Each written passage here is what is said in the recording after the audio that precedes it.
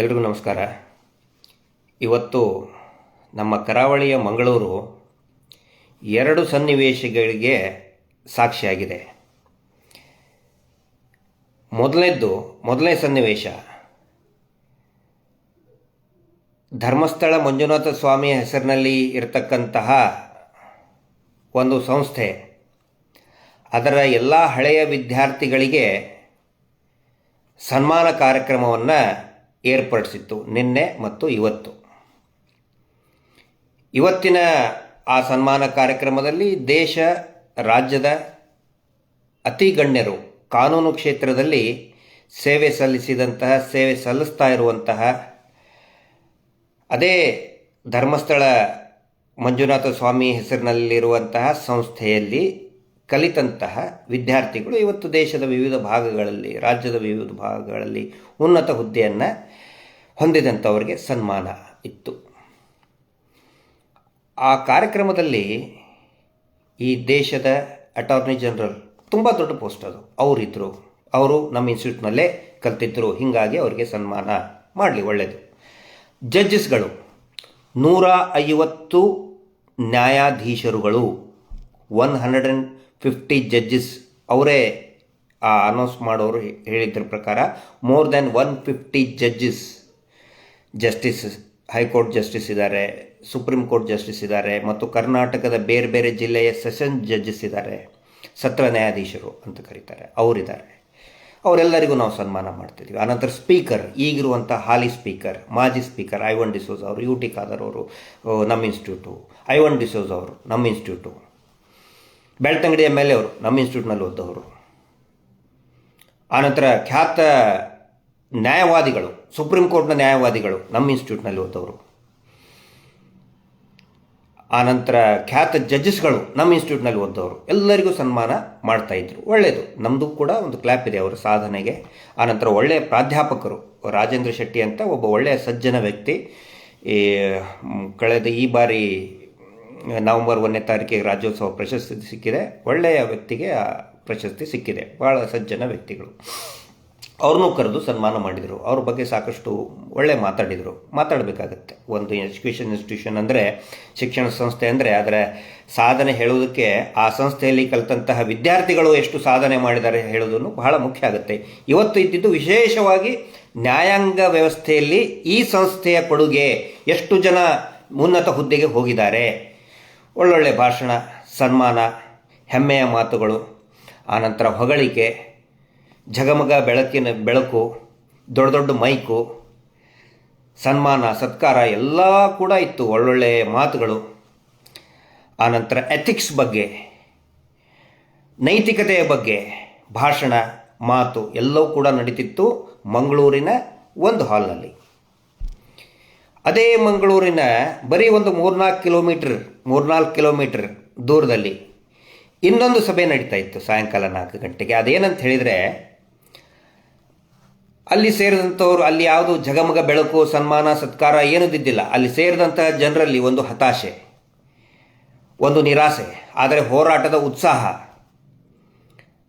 ಆನಂತರ ನ್ಯಾಯದ ಹಸಿವು, ಅವೆಲ್ಲವೂ ಕೂಡ ಇತ್ತು.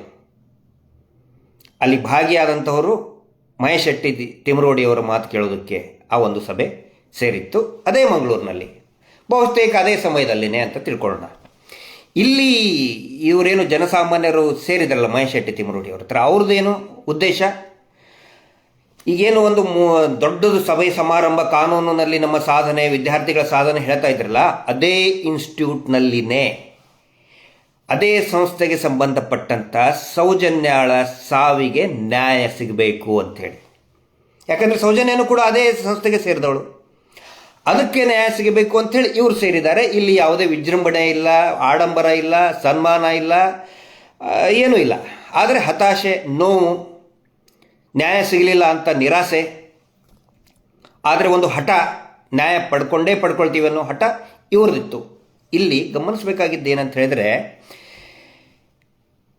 ಇವರು ಹೇಳ್ಕೊತಾ ಇದ್ದಾರಲ್ಲ, ನಮ್ಮ ಇನ್ಸ್ಟಿಟ್ಯೂಟ್ ಧರ್ಮಸ್ಥಳ ಮಂಜುನಾಥ ಸ್ವಾಮಿ ಇನ್ಸ್ಟಿಟ್ಯೂಟ್ನಲ್ಲಿ ಇಷ್ಟು ಜನ ಕಲ್ತು ಹೋದರು, ಇಷ್ಟಿಷ್ಟು ಜನ 150 ಜಡ್ಜಸ್ ಇದ್ದಾರೆ, ಅಟಾರ್ನಿ ಜನರಲ್ ನಮ್ಮ ಹತ್ರ ಇದ್ದಾರೆ, ರಿಜಿಸ್ಟ್ರಾರ್ ಆಫ್ ಕೋರ್ಟ್ ನಮ್ಮ ಸ್ಟೂಡೆಂಟು, ಇಷ್ಟೆಲ್ಲ ಇದ್ದರೂ ಕೂಡ ಇಷ್ಟೆಲ್ಲ ಇದ್ದರೂ ಕೂಡ ಅದೇ ಇನ್ಸ್ಟಿಟ್ಯೂಟ್ನಲ್ಲಿ ಓದ್ತಾ ಇದ್ದಂತಹ ಸೌಜನ್ಯಾಳಿಗೆ ಯಾಕೆ ನ್ಯಾಯ ಕೊಡಿಸ್ಲಿಲ್ಲ? ಆರೋಪಿ ಯಾಕೆ ಕನ್ವಿಕ್ಷನ್ ಆಗಲಿಲ್ಲ? ಪದ್ಮಲತಾ ಅವಳು ಕೂಡ ಅದೇ ಇನ್ಸ್ಟಿಟ್ಯೂಟ್ನಲ್ಲಿ ಓದ್ದವಳು ತಾನೇ, SDM ಅಲ್ಲಿ ಆ ಇನ್ಸ್ಟಿಟ್ಯೂಟ್ನಲ್ಲಿ ಓದ್ತಾ ಇದ್ದವಳು. ಅವಳಿಗೆ ನ್ಯಾಯ ಕೊಡ್ಸೋಕ್ಕೆ ಯಾಕಾಗಲಿಲ್ಲ? ಇವತ್ತಿನ ಸಭೆಯಲ್ಲಿ ಅದ್ರ ಬಗ್ಗೆ ಮಾತಾಡ್ಬೇಕು ತಾನೆ. ಇಷ್ಟೊಂದು ಇಡೀ ದೇಶದಲ್ಲಿ ಇಷ್ಟೊಂದು ವೆರಿ ಪವರ್ಫುಲ್ ಲಾ ಪೀಪಲ್, ಕಾನೂನನ್ನು ಹರಿದು ಕುಡಿದಂತಹ ಪವರ್ಫುಲ್ ಜನಗಳನ್ನು ಸನ್ಮಾನ ಮಾಡಿದ್ರಲ್ಲ, ಅವರಿಗೆಲ್ಲರಿಗೂ ಕೂಡ ಎಲ್ಲರೂ ಸೇರಿಕೊಂಡು ಇದೇನು ಒಂದು ಸಣ್ಣ ಚಿಟಿಕೆ ಹೊಡೆಯೋ ಕೆಲಸ ಇದು. ಪದ್ಮಲತಾ ಆರೋಪಿ ನಾಪತ್ತೆ ಯಾಕೆ? ವೇದವಲ್ಲಿ ಟೀಚರ್ ಎಲ್ಲಿ ಓದ್ತಾ ಇದ್ರು? ಎಲ್ಲಿ ಟೀಚರ್ ಇದ್ರು ಅವರು? ಇದೇ ಇನ್ಸ್ಟಿಟ್ಯೂಟ್ನಲ್ಲೇ ತಾನೇ. ಇದೇ ಇನ್ಸ್ಟಿಟ್ಯೂಟ್ನಲ್ಲೇ ಪಾಪ ಅವರು ವೇದವಲ್ಲಿ ಗ್ಯಾಂಗ್ ರೇಪ್ ಮಾಡಿ ಕೊಲೆ ಮಾಡಿ ಸುಟ್ಟು ಹಾಕಿದ್ರಲ್ಲ, ಯಾಕೆ ನ್ಯಾಯ ಸಿಗಲಿಲ್ಲ? ಯಾಕೆ ಸಿಗಲಿಲ್ಲ? ನೋಡಿ ಸನ್ನಿವೇಶಗಳನ್ನು ನೋಡಿ. ಒಂದೇ ದಿನ ಒಂದು ಕಡೆ ಸನ್ಮಾನ ನಡೀತದೆ, ನಮ್ಮದು ವೆರಿ ಸ್ಟ್ರಾಂಗ್ ಲಾ ಜನಗಳಿದ್ದಾರೆ, ನಮ್ಮದು ಲಾ ಕಲಿತಂಥ ಸಾಧನೆ ಮಾಡಿದಂಥ ಜನಗಳಿದ್ದಾರೆ.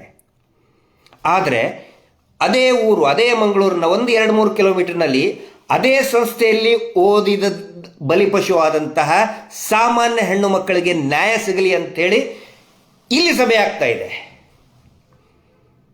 ಹಾಗಿದ್ರೆ ಈ ನಾವು ಕಾನೂನಲ್ಲಿ ಅಷ್ಟು ಪದವಿ ಪಡ್ಕೊಂಡ್ವಿ, ಇಷ್ಟು ಸಾಧನೆ ಮಾಡಿದ್ವಿ, ಅಲ್ಲಿ ಜಡ್ಜ್ ಆದ್ವಿ, ಇಲ್ಲಿ ಜಡ್ಜ್ ಆಗಿಬಿಟ್ವಿ ನಾವು, ಅವರೆಲ್ಲರಿಗೂ. ಆಮೇಲೆ ಲಾ ಸೆಕ್ರೆಟರಿ ಆದ್ವಿ, ಲಾ ಇನ್ಸ್ಟಿಟ್ಯೂಟ್ನಲ್ಲಿ ಅಷ್ಟು ದೊಡ್ಡ ಉನ್ನತೆ ಇದು ಮಾಡಿದ್ವಿ, ಅವ್ರಿಗೆಲ್ಲ ನೀವು ಸನ್ಮಾನ ಮಾಡಿದ್ರಲ್ಲ, ಅವ್ರಿಗೆ ಒಂದೇ ಒಂದು ಪ್ರಶ್ನೆ ಕೇಳ್ತೇನೆ. ಇಷ್ಟೆಲ್ಲ ಕಲ್ತ್ರಲ್ಲ, ಅದರ ಉದ್ದೇಶ ಏನು? ಅದು ಈಡೇರ್ತಾ? ದ ಪರ್ಪಸ್ ಆಫ್ ಜಸ್ಟಿಸ್ ಏನು? ಅದು ಈಡೇರ್ತಾ? ನಿಮ್ಮದೇ ಇನ್ಸ್ಟಿಟ್ಯೂಟ್, ನಾನು ಪ್ರಶ್ನೆ ಕೇಳ್ತಾ ಇದ್ದೇನೆ. ಒಬ್ಬ ಸಣ್ಣ ವ್ಯಕ್ತಿಯಾಗಿ, ಸಾಮಾನ್ಯ ವ್ಯಕ್ತಿಯಾಗಿ ನಾನು ಕೇಳ್ತಾ ಇದ್ದೀನಿ, ನನ್ನ ಅಭಿಪ್ರಾಯವನ್ನು ನಿಮ್ಮ ಮುಂದೆ ಹೇಳ್ತಾ ಇದ್ದೀನಿ. ನೀವು ಇಷ್ಟೊಂದು ಆ ಇನ್ಸ್ಟಿಟ್ಯೂಟ್ನಲ್ಲಿ ಕಲ್ತಿರಲ್ಲ, ನಿಮ್ಮದೇ ಇನ್ಸ್ಟಿಟ್ಯೂಟು, ಬೇರೆ ಇನ್ಸ್ಟಿಟ್ಯೂಟ್ ನನ್ನ ಬಗ್ಗೆ ಮಾತಾಡ್ತಾ ಇಲ್ಲ, ನಿಮ್ಮದೇ ಇನ್ಸ್ಟಿಟ್ಯೂಟು. ಯಾಕಂದರೆ ನೀವು ಪ್ರಶಸ್ತಿ ತೊಗೊಂಡಿದ್ದೀರಿ, ನಿಮಗೆ ಪ್ರಶಸ್ತಿ ಕೊಟ್ಟರು, ಸನ್ಮಾನ ಮಾಡಿದರು, ಉದ್ದುದ್ದ ಲೀಗಲ್ ಎಥಿಕ್ಸ್ ಎಲ್ಲನೂ ಮಾತಾಡಿದ್ರಿ. ನಿಮ್ಮದೇ ಇನ್ಸ್ಟಿಟ್ಯೂಟ್ನ 17 ವರ್ಷದ ಸೌಜನ್ಯಾಳಿಗಾಗಿ ಯಾಕೆ ನ್ಯಾಯ ಕೊಡ್ಸೋಕ್ಕಾಗಲಿಲ್ಲ? ಆ ಸಂಸ್ಥೆಯ ಮುಖ್ಯಸ್ಥರಿಗೆ ಯಾಕೆ ನ್ಯಾಯ ಕೊಡ್ಸೋಕ್ಕಾಗಲಿಲ್ಲ? ಆ ಸಂಸ್ಥೆಯ ಮುಖ್ಯಸ್ಥರು ಪರಮ ಪೂಜ್ಯರು ಅಂತ ಕರೆಸ್ಕೋತಾರಲ್ಲ, ಅವರಿಗೆ 150 ಜಡ್ಜ್ ನಿಮ್ಮ ಇನ್ಸ್ಟಿಟ್ಯೂಟ್ನಿಂದಲೇ ಓದಿ ಹೋಗಿದಾರಲ್ಲ, ಚಿಟಿಕೆ ಹೊಡೆದಷ್ಟು ನೀವು ಶಿಕ್ಷೆ ಮಾಡ್ಬೋದಾಗಿತ್ತು ಆರೋಪಿಗಳನ್ನ ಹಿಡಿಸಿ. ಯಾಕೆ ಮಾಡೋಕ್ಕಾಗಲಿಲ್ಲ? ಏನಿದ್ರ ಅರ್ಥ? ನೀವು ಬೆತ್ತಲೆ ಆಗ್ತಾ ಇದ್ರಿ ತಾನೇ? ಕೇಳ್ತಾರೆ ಸಹಜವಾಗಿ. ಹೌದಪ್ಪ, ನಿಮ್ಮ ಲಾ ಕಾಲೇಜಿಂದ ಇಷ್ಟು ಜನ ಸ್ಟೂಡೆಂಟ್ಸು, ಇಷ್ಟು ಸುಪ್ರೀಂ ಕೋರ್ಟ್ ಲಾಯರ್ ಆದರು, ಜಡ್ಜಸ್ ಆದರು, ಹೈಕೋರ್ಟ್ ಲಾಯರ್ ಆದರು, ಲಾ ಸೆಕ್ರೆಟರಿ ಆದರು, ಅಟಾರ್ನಿ ಜನರಲ್ ಆದರು, ಸ್ಪೀಕರ್ ಆಫ್ ದ ಸ್ಟೇಟ್ ಆದರು. ಇಷ್ಟೊಂದು ಶಕ್ತಿ ಇಟ್ಕೊಂಡು ನೀವು, ಕಾನೂನಿನ ಜ್ಞಾನ ಎಲ್ಲವೂ ಕೂಡ ಇಟ್ಕೊಂಡು ನಿಮ್ಮದೇ ಇನ್ಸ್ಟಿಟ್ಯೂಟಿನ ಸೌಜನ್ಯಾಳಿಗೆ ನ್ಯಾಯ ಕೊಡ್ಸೋಕ್ಕಾಗಲಿಲ್ಲ ಅಂತ ಹೇಳಿದರೆ ನೀವು ಬೆತ್ತಲಾಗ್ತಾ ಇದ್ರಿ ತಾನೆ. ಹಂಗಿದ್ರೆ ನೀವು ಈ ಕಾರ್ಯಕ್ರಮ ಮಾಡ್ತಾ ಇರೋದು ಇನ್ನು ಚಿಕ್ಕ ರೂಮ್ನಲ್ಲಿ ಮಾಡ್ತಾ ಇದ್ರಲ್ಲ, ಇಲ್ಲಿ ಏನೋ ರೂಮ್ನಲ್ಲಿ ಮಾಡ್ತಾ ಇದ್ರಿ, ಇಲ್ಲಿ ದೊಡ್ಡ ದೊಡ್ಡ ಮೈಕ್ಗಳಿಲ್ಲ, ಪೋಸ್ಟರ್ ಹಚ್ಕೊಳ್ಳೋದಕ್ಕೆ ಪರ್ಮಿಷನ್ ಇಲ್ಲ. ತಿಳ್ಕೊಳ್ಳಿ, ಸೌಜನ್ಯಾಳ ಪೋಸ್ಟರ್ ಹಾಕ್ಕೊಳ್ಳೋದಕ್ಕೆ ಪರ್ಮಿಷನ್ ಇಲ್ಲ. ಬೆಳಕು ಝಮ ಝಮ್ ಝಮ್ ಝಮ್ ಜಗಮಗ ಬೆಳಕಿಲ್ಲ. ಸೂರ್ಯನ ಬೆಳಕಿನಲ್ಲಿ ಸಭೆ ಮಾಡಿದರು, ಸೂರ್ಯನ ಬೆಳಕಿನಲ್ಲಿ, ಫೋಟೋ ನೋಡ್ರಿ, ಸೂರ್ಯನ ಬೆಳಕಿನಲ್ಲಿ ಮಾಡಿದರು. ಪ್ರಶಸ್ತಿ ಇಲ್ಲ, ಸನ್ಮಾನ ಇಲ್ಲ, ಹೊಗಳಿಕೆ ಇಲ್ಲ. ಅವ್ರೇನು ಕೇಳ್ತಾ ಇದ್ದಾರೆ? ನಿಮ್ಮ ಇನ್ಸ್ಟಿಟ್ಯೂಟಿಗೆ 150 ಜಡ್ಜಸ್ಗಳು ನೀವು ಆದ್ರಲ್ಲ, ನಿಮ್ಮದೇ ಇನ್ಸ್ಟಿಟ್ಯೂಟ್ ಆ್ಯಕ್ಚುಲಿ ನೀವು ಮಾಡಬೇಕಾಗಿತ್ತು ಅದನ್ನು. ಅವಳಿಗೆ ನ್ಯಾಯ ಕೊಡಿಸೋ ಕೆಲಸನ ನೀವು, ನಿಮ್ಮ ಇನ್ಸ್ಟಿಟ್ಯೂಟ್ನ ಮುಖ್ಯಸ್ಥರು ಅವರು ಮಾಡಬೇಕಾಗಿತ್ತು. ಅದು ಇನ್ಸ್ಟಿಟ್ಯೂಟ್ ಮುಖ್ಯಸ್ಥರು ಪರಮ ಪೂಜ್ಯರನ್ನು ಕಳಿಸ್ಕೋತಾರಲ್ಲ, ಅವರು ಮಾಡಬೇಕಾಗಿತ್ತು. ಅವ್ರು ಮಾಡೋ ಕೆಲಸ ಏನಾಗ್ತಾ ಇದೆ? ಒಂದು ಸಣ್ಣ ಹಾಲ್ನಲ್ಲಿ ಸೂರ್ಯನ ಬೆಳಕಿನಲ್ಲಿ ಮಾಡ್ತಾ ಇರುವಂತಹ ಒಂದು ಹೋರಾಟದ ಭಾಗ ಮಹೇಶ್ ಶೆಟ್ಟಿ ತಿಮರೋಡಿ ಅವರು ಇದರಲ್ಲಿ. ಇದು ನಾನು ಸಾರ್ವಜನಿಕರ ಗಮನಕ್ಕೆ ತರಬೇಕಾಗಿತ್ತು. ಈ ಎಲ್ಲ ವೃತ್ತಾಂತಗಳು, ಏನು ಘಟನೆಗಳು ನಡೀತಾ ಇದೆ, ಇದರ ಬಗ್ಗೆ ಶೃಂಗೇರಿ ಪೀಠದ ಜಗದ್ಗುರುಗಳು ಶ್ರೀ ಶ್ರೀ ಭಾರತೀ ತೀರ್ಥ ಸ್ವಾಮೀಜಿಗಳು ದ ಗೀತಾ ರಿವೀಲ್ಸ್ ಅನ್ನೋ ಪುಸ್ತಕದಲ್ಲಿ 3ನೇ ಮತ್ತು 4ನೇ ಪೇಜ್ನಲ್ಲಿ ಬಹಳ ಚೆಂದಾಗಿ, ನೀಟಾಗಿ, ಅಂದರೆ ಭಗವದ್ಗೀತೆಯನ್ನು ಜನಸಾಮಾನ್ಯರಿಗೆ ಸರಳ ಭಾಷೆಯಲ್ಲಿ ವಿವರಿಸೋದಕ್ಕೋಸ್ಕರ ಬರೆದಿದ್ದಾರೆ. ನಾನು ಅವಾಗವಾಗ ಈ ಶೃಂಗೇರಿ ಮಠದ ಪುಸ್ತಕಗಳನ್ನು ಓದ್ತಾ ಇರ್ತೀನಿ. ಶಂಕರ ಭಗವತ್ಪಾದರ ಅವರ ಒಂದು ಪುಸ್ತಕಗಳನ್ನು ತುಂಬ ಚೆನ್ನಾಗಿ ಬರೆದಿರ್ತಾರೆ. ನೀವು ಕೂಡ ಅದನ್ನು ನೋಡ್ಬೋದು. ಶೃಂಗೇರಿ ಶಾರದಾಂಬೆ ಪೀಠದ ಪುಸ್ತಕಗಳು. ಅದರಲ್ಲಿ ಅವ್ರು ಹೇಳ್ತಾರೆ, ಏನು ಒಂದು ಉಪಮೇಯ ಕೊಡ್ತಾರೆ. ಏನಂತ ಹೇಳಿದರೆ 3ನೇ ಪೇಜ್ನಲ್ಲಿದೆ, why did Arjuna refuse to fight the war. ಯಾಕೆ ಅರ್ಜುನ ಯುದ್ಧ ಮಾಡೋದಕ್ಕೆ ಹಿಂದೇಟು ಹಾಕ್ತಾನೆ ಆ ಮಹಾಭಾರತದ ಯುದ್ಧ ಪ್ರಾರಂಭ ಆಗೋಕ್ಕಿಂತ ಮುಂಚೆ ಯಾಕೆ ಹಿಂದೇಟು ಹಾಕ್ತಾನೆ, ಮತ್ತು ಕೃಷ್ಣ ಹೇಗೆ ಯಾವುದಕ್ಕೆ ಯುದ್ಧ ಮಾಡೋದಕ್ಕೆ ಪ್ರೇರೇಪಣೆ ಮಾಡ್ತಾನೆ ಅನ್ನೋದಕ್ಕೆ ಒಂದು ಸಣ್ಣ ಎಕ್ಸಾಂಪಲ್ ಕೊಟ್ಟು ಹೇಳ್ತಾರೆ ನಮ್ಮ ಜಗದ್ಗುರುಗಳು. ಏನಂದರೆ, ಒಬ್ಬ ಜಡ್ಜ್ ಇರ್ತಾನಂತೆ, ವೆರಿ ಸ್ಟ್ರಿಕ್ಟು, ಪ್ರಾಮಾಣಿಕ, ಮತ್ತು ಯಾರು ಅಪರಾಧಿಗಳು ಗಂಭೀರ ಅಪರಾಧ ಮಾಡಿದರೆ ಅವ್ರಿಗೆ ಜೀವಾವಧಿ ಶಿಕ್ಷೆ ಕೊಡ್ತಾಯಿದ್ದ ಆ ಜಡ್ಜ್, ಆ ನ್ಯಾಯಾಧೀಶರು ಕೊಡ್ತಾಯಿದ್ರು. ಹೀಗಾಗಿ ಭಾಳ ಹೆಸರುವಾಸಿಯಾಗಿದ್ದರು. ಆದರೆ ಏನಾಗುತ್ತೆ, ಒಂದು ಸಾರಿ ಅವರು ಮಗನೇ ಒಂದು ದೊಡ್ಡ ಗಂಭೀರ ಅಪರಾಧ ಮಾಡಿ ಸಿಕ್ಕಾಕೋತಾನೆ. ಅದರದ್ದು ತೀರ್ಪನ್ನು ಕೊಡೋದು ಈ ನ್ಯಾಯಾಧೀಶರ ಮುಂದೆನೇ ಬರ್ತದೆ. ಯೂಶ್ವಲಿ ಮಗ ಅಂತ ಹೇಳಿದರೆ ಬೆಂಚ್ ಚೇಂಜ್ ಮಾಡ್ತಾರೆ ಈಗಿನ ಪ್ರೊಸೀಜರ್ನಲ್ಲಿ. ಬಟ್ ಇವರು ಬಹಳ ಪ್ರಾಮಾಣಿಕ ನ್ಯಾಯಾಧೀಶರಲ್ಲ. ಹೀಗಾಗಿ ಎಲ್ಲರೂ ಅಬ್ಸರ್ವ್ ಮಾಡ್ತಾ ಇರ್ತಾರೆ. ಏನು ಮಾಡ್ತಾರೆ, ಅವ್ರ ಮಗನೇ ಸಿಕ್ಕಾಕೊಂಡಲ್ಲ. ಈಗ ಜಡ್ಜು ಬಹಳ ಪ್ರಾಮಾಣಿಕರು, ಬೇರೆ ಬೇರೆಯವರಿಗೆಲ್ಲ ಜೀವಾವಧಿ ಮರಣದಂಡನೆ ಎಲ್ಲ ಶಿಕ್ಷೆನೂ ಕೊಟ್ಟಿದ್ದಾರೆ. ಈಗ ಅವ್ರ ಮಗನ ಕೇಸೇ ಅವ್ರ ಮುಂದೆ ಬಂದಿದೆಯಲ್ಲ, ತೀರ್ಪು ಕೊಡಬೇಕಾಗಿದೆ. ಅವಾಗ ಆ ನ್ಯಾಯಾಧೀಶರ ಮನಸ್ಸು, ಅವರ ಆತ್ಮಸಾಕ್ಷಿ ಅಲ್ಲಾಡಕ್ಕೆ ಸ್ಟಾರ್ಟ್ ಆಗ್ತದೆ. ಬೇರೆಯವ್ರಿಗೂ ಕೊಡಬೇಕಾದ್ರೆ ಓಕೆ, ಸ್ಟ್ರಿಕ್ಟು, ವೆರಿ ಸ್ಟ್ರಿಕ್ಟು, ಮರಣದಂಡನೆ, ಜೀವಾವಧಿ, ಗಲ್ಲಿಗೇರಿಸಿ, ಮುಗೀತು. ಅವನ ಮಗಂದೇ ಬಂತು ಕೇಸೀಗ, ಎಲ್ಲರೂ ಅಬ್ಸರ್ವ್ ಮಾಡ್ತಾ ಇರ್ತಾರೆ. ಅವಾಗ ಆ ನ್ಯಾಯಾಧೀಶರು ಏನು ಮಾಡ್ತಾರೆ, ಅಯ್ಯೋ ಇಂಥ ಸಣ್ಣ ಪುಟ್ಟ ಇದಕ್ಕೆಲ್ಲ ಇವ್ರಿಗೆ ಜೀವಾವಧಿ ಶಿಕ್ಷೆ ಕೊಡಬಾರ್ದು, ಈ ವ್ಯವಸ್ಥೆ ಸರಿ ಇಲ್ಲ, ಅವ್ರಿಗೆ ಪರಿವರ್ತನೆ ಆಗೋದಕ್ಕೆ ಅವಕಾಶ ಕೊಡಬೇಕು ಅಂಥೇಳಿ ಅವರು ತೀರ್ಮಾನ ಕೊಟ್ಬಿಡ್ತಾರೆ. ಸ್ವಲ್ಪ ಸಣ್ಣ ಶಿಕ್ಷೆ ಕೊಡ್ತಾರೆ. ಯಾವಾಗ ಅವರು ಈ ತೀರ್ಪು ಹೊರಡಿಸ್ತಾರೆ, ಅವ್ರಿಗೆ ಇದ್ದು ಬಂದಂತಹ ಮರ್ಯಾದೆ ಎಲ್ಲವೂ ಕೂಡ ಹೊರಟು ಹೋಗುತ್ತೆ.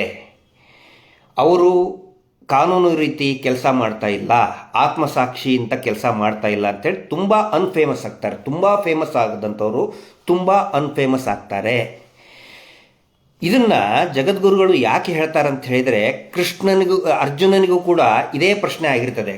ಮಹಾಭಾರತದ ಯುದ್ಧಕ್ಕಿಂತ ಮುಂಚೆ ಅರ್ಜುನ ದೊಡ್ಡ ಬಲಾಢ್ಯವಾದಂತಹ ಸೇನಾನಿ. ಅವನ್ನ ಎಂತೆಂಥ ದೊಡ್ಡ ದೊಡ್ಡ ಕ್ಷತ್ರಿಯರನ್ನೇ ಅವನು ಉಳಿಸಿರ್ತಾನೆ. ಅವನ ಮುಂದೆ ಗೆಲ್ಲುವಂಥವ್ರು ಯಾವ ಕ್ಷತ್ರಿಯರು, ಯಾವ ಯೋಧರು ಕೂಡ ಇರಲ್ಲ. ಆದರೆ ಇಲ್ಲಿ ಮಹಾಭಾರತದ ಯುದ್ಧ ಪ್ರಾರಂಭ ಆಗಬೇಕಾದ್ರೆ ಅವನು ಹೇಳ್ತಾನೆ, ಎದುರುಗಡೆ ಇರೋರೆಲ್ಲ ನನ್ನ ಅಣ್ತಂಬರು, ನನಗೆ ಕಲಿಸಿದಂಥ ಗುರುಗಳು, ಅವ್ರನ್ನ ನಾನು ಹೆಂಗೆ ಕೊಲ್ಲಲಿ ಕೃಷ್ಣ ಅಂದಾಗ ಕೃಷ್ಣ ಹೇಳ್ತಾನೆ, ನೀನು ಬಾಣ ಬಿಡ್ತಾ ಇರೋದು ನಿನ್ನ ಅಣ್ತಂಬರ ಮೇಲೆ ಅಲ್ಲ, ನಮ್ಮನ್ನೆಲ್ಲರನ್ನೂ ಕೂಡ ಕಾಯ್ತಾ ಇರೋವನು ಮೇಲ್ಗಡೆ ಒಬ್ಬನಿದ್ದಾನೆ. ಇದು ಧರ್ಮ ಯುದ್ಧ, ಧರ್ಮ ವಿರೋಧಿಗಳ ವಿರುದ್ಧ ನೀನು ಬಾಣ ಬಿಡಬೇಕೆ ಹೊರತು ನಿನ್ನ ಅಣ್ತಮ್ಮರು ಅಂತ ತಿಳ್ಕೊಂಡು ನೀನು ಬಾಣ ಬಿಡಬಾರ್ದು ಅಂತ ಹೇಳಿ ಯುದ್ಧಕ್ಕೆ ಪ್ರೇರೇಪಣೆ ಮಾಡ್ತಾನೆ. ಇದರ ಅರ್ಥ ಏನಂತ ಹೇಳಿದರೆ, ಇಲ್ಲಿ ಏನು ಈ ಲಾ ಕಾಲೇಜಿಂದ ಈ ಧರ್ಮಸ್ಥಳ ಮಂಜುನಾಥ ಸ್ವಾಮಿಯ ಹೆಸರಿನಲ್ಲಿ ಇರುವಂತಹ ಲಾ ಕಾಲೇಜಿನ ಎಲ್ಲ ಜಡ್ಜಸ್ಗಳಿಗೂ ಕೂಡ ಅರ್ಥ ಮಾಡ್ಕೋಬೇಕು. ಅಲ್ಲಿ ಕಲಿತಂತಹ ವಿದ್ಯಾರ್ಥಿಗಳು ಅರ್ಥ ಮಾಡ್ಕೋಬೇಕು. ಇವತ್ತು ಸನ್ಮಾನ ಪುರಸ್ಕಾರ ತೊಗೊಂಡಿದ್ದೀರಲ್ಲ, ನಿಮ್ಮದೇ ಇನ್ಸ್ಟಿಟ್ಯೂಟಿನ ಮಗ